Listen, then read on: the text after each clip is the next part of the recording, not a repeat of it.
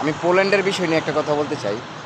এই যে পোল্যান্ড থেকে অনেকেই ইউটিউবাররা যারা বলতেছে 31শে মের ভিতরে আবেদন করলে তারা ওইখানে বৈধ হইতে পারবো, আর নাইলে সব কিছু বন্ধ হয়ে যাব।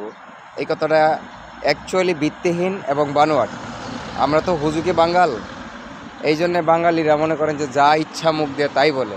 এটা আসলে মোটেও সত্য কথা না। এটা কিছু সুবিধাময়ী লোক যারা আছে, যারা বাঙালিদের নিতে পারে না, ওই জায়গায় কিছু ধান্দা করতে পারে না, এই ধান্দা করার জন্য এই যে কথাগুলি তারা এইরকমভাবে সাজাচ্ছে, বলতেছে, ইউটিউবে বলতেছে যাতে লাইক কমেন্ট শেয়ার পায়। এই জন্য তারা এই দুষ্ট লোকগুলি, আমি একদম সূক্ষ্মভাবে আমি একদম নিজে গিয়া উপস্থিত হইয়া আপনি যাই না আসছি একটা জায়গায় গিয়া, যে আসলে এই কথার কোনো ভিত্তিই নাই, এটা গভর্নমেন্ট এরকম কোনো নেই, মানে আমলেই নেই না এই কথাগুলি, ঠিক আছে?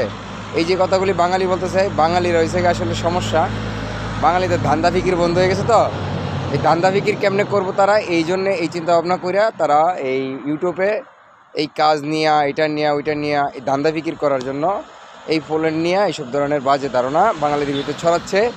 আর বাঙালিরা এক জায়গায় থেকে আরেক জায়গা পর্যন্ত দৌড়াদৌড়ি করতেছে।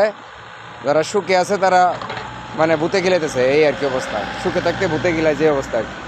এই হচ্ছে আমাদের বাঙালি, হুজুকে বাঙাল। তো আপনারা যাই করেন বুঝে শুনে পা ফেলায়েন।